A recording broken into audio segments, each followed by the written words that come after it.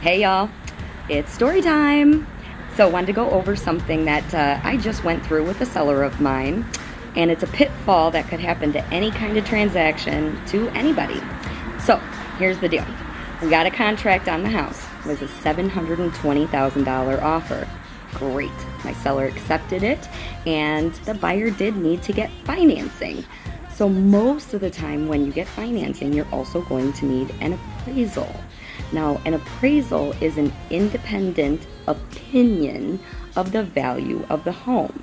And the bank does that to try and make sure they're not lending you too much money based on what the home's value is.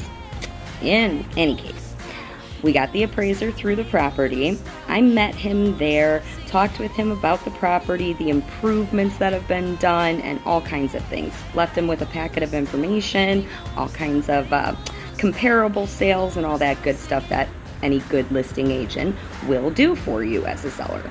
So this appraisal comes back $100,000 under our sales price on the contract. So naturally, my seller was like, no. And even the buyer and the buyer's realtor both thought that the appraisal was off.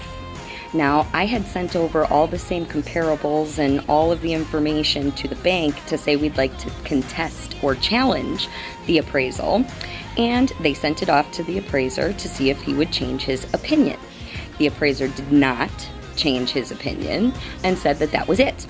So now there's only two choices. Either the seller comes down or the buyer comes up and pays more in down payment money, or we cancel the contract altogether and put the house back on the market.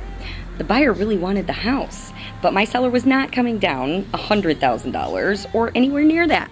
So we discussed with the bank, and they agreed that the appraisal was flawed.